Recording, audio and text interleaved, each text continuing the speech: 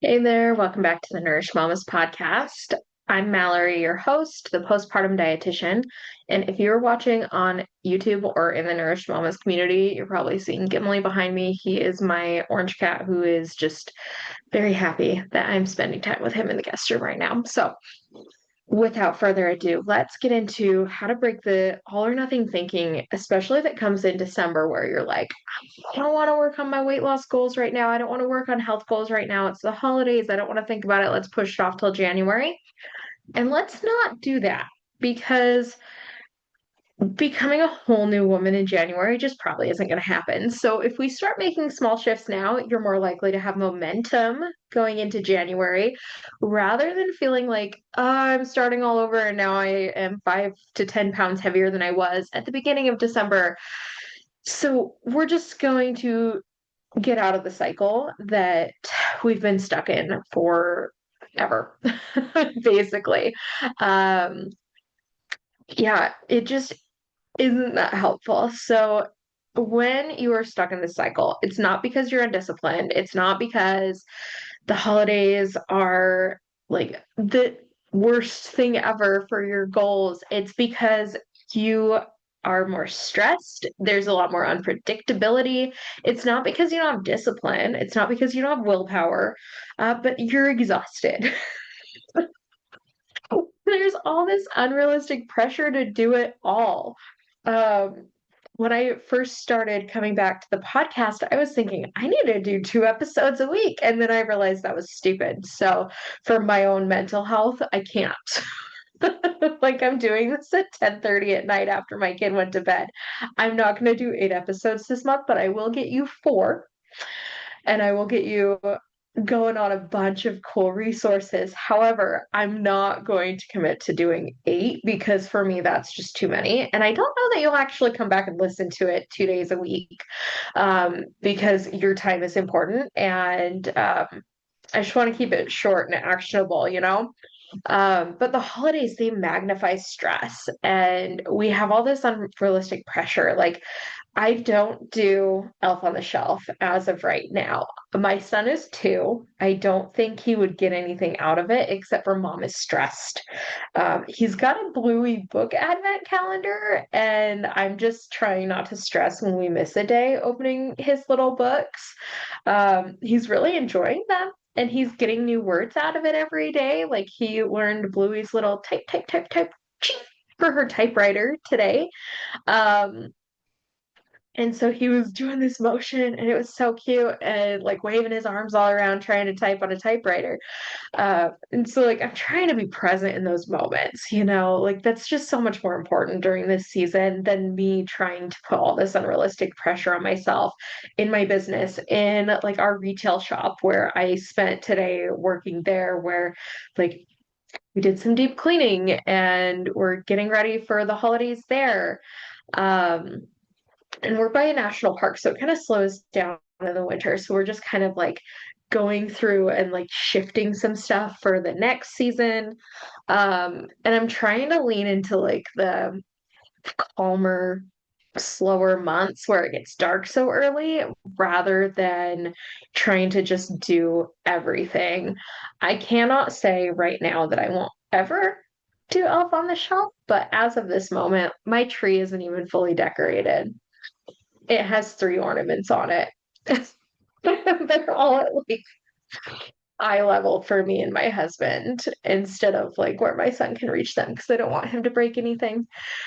But he's obsessed with the trees. He loves the lights. It's awesome. And that's just enough for right this second. I may finish decorating the tree at some point, but right this second, it's just I'm trying to focus on the more important things. And for me, that is making sure that I'm getting enough food and getting in enough exercise because it's so hard when it's dark. But our brains love like that all or nothing thinking. Like, I have to do it all and I have to do it perfectly or I shouldn't do it at all.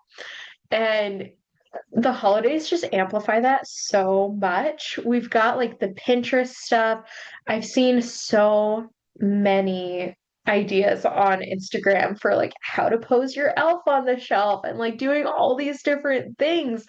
and like what meals to be making and how to have, I can't remember the phrase, but like basically a nostalgic Christmas and like how to decorate your house in this super nostalgic way.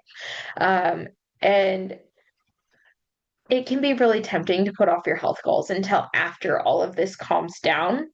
And a huge reason that backfires is because even though January is different and you don't have the holidays anymore, there's always something else going on in your life. And so if you don't just grab it by the horns today, then it's so easy to put it off until New Year's. And then it's easy to put it off until after Valentine's Day or maybe after Easter. There's always something going on. And then by summer, you're like, oh, shoot, I didn't lose any weight yet. Um, Super common, very common. And so taking that action today, making a simple shift. Sorry, my cat is bumping me in the head. Um, it makes it so much easier because you're not overwhelming yourself by adding like this whole huge new to-do list. Like if you're already trying to do it all and you're not giving yourself permission to have like some time for relaxing, reading books, getting your exercise in because you're trying to like be the perfect mom for your kids and show up in every single like Pinterest or Instagram thing that you're seeing and you're not taking care of yourself, it's so much harder to take care of your family. And it's so much harder for you to feel like you have your own needs met. And when you're trying to do a change in your health goals, like when you think of New Year's resolutions, think about like when you've written them in the past, have you done like huge things where you're like, I'm going to lose 50 pounds this year. I'm going to start meal prepping every weekend for 3 hours on Sunday. You buy a whole bunch of new meal prep containers. You buy a whole bunch of new like cooking implements, like an air fryer or an instant pot. And you get all of these things to help you try and be healthier. Maybe you're buying a ton of fruits and vegetables, and then the air fryer just collects dust and the fruits and veggies rot in your fridge after about 3 days of you eating what I've heard referred to as rabbit food.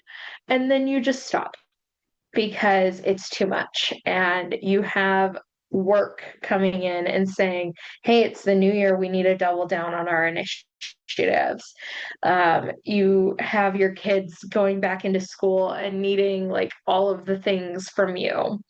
And our New Year's resolutions slip because they're so, so big. And that's so similar to diet culture and saying like I'm going to start working out 5 times a week. I'm going to meal prep every single Sunday. I'm going to eat the same meals that I prep every single day, and then you're sick of it by about Tuesday and you're not sure if it's gone bad because you don't know how long the food should be in the fridge. So these are all things that are super normal, and a huge part of it is it's because you're trying to do too much at once. So we're not going for a resolution pep talk. We're going for making you feel more in control today. Even if you feel like you're drowning in wrapping paper and flat bubbly waters, or cats who are trying to pull your hair, like mine is trying to do right now. If you're watching the video, he's very, very much needing my attention. uh, just checking my notes to make sure I don't miss anything. So it's something you'll want to think about in doing these small things. Think about like small micro habits you can start right now. Like, can you put your gym clothes in your car so that you have them for when you do have time to go to the gym? Can you decide to take your kid on a stroller walk for 10 minutes after dinner? What can you do where it doesn't take you very much time or thought to do it, but it gets you started? Something that I've been doing a ton lately is chopping up veggies when I've already got the cutting board out. So if I'm cutting up a couple of bell peppers, I get the mini ones a lot of the time. So if I'm cutting up like a few bell peppers for a meal or one bell pepper for a meal, I cut up like the entire bag. If I have a bag of onions, sometimes I'll cut up one because of the tear thing. This last week, I tried something where you spray oil on the knife. I don't know if that helped or not, but I ended up cutting the whole bag of onions and then I froze most of it. So, doing little things. And my meal prep survival kit gives you so many ideas for how to squeeze in like 10 minutes worth of meal prep to really make a difference. Um, but just little things like if it takes you 90 seconds to fill your water bottle, go do it. If it takes less than 2 minutes to do a couple of squats, go for it. And if it takes you less than 90 seconds to drink your warm coffee for a minute and a half, awesome. While your toddler is strapped into their high chair eating an entire banana, because apparently that's what he does now for this week. Who knows about next week? Next week, he may go back to eating like 2 bites and handing it to the dog. But you build trust with yourself by doing these tiny wins. And you've got to think about like what can you do right now that's not going to make you feel like you have to like become this new person overnight. So a couple of things I've mentioned um, are the Recipe Vault. I don't know if I actually mentioned that, but it is a free resource where I have 30 recipes and they all have little tips for how to make the recipes more mom friendly. But then I also mentioned the Meal Prep Survival Guide kit. That is like top tier, one of my favorite courses I've ever created because it just makes life so much easier. And that is my mission as a dietitian right now is to simplify your meals as a postpartum mom and make that so much easier for you. And that is like if you have 10 minutes, if you have 30 minutes, if you have 60 minutes, that holy grail to meal prep. Maybe your kid is asleep. Maybe your mom took them for the afternoon. If you have 60 minutes, you can make two meals.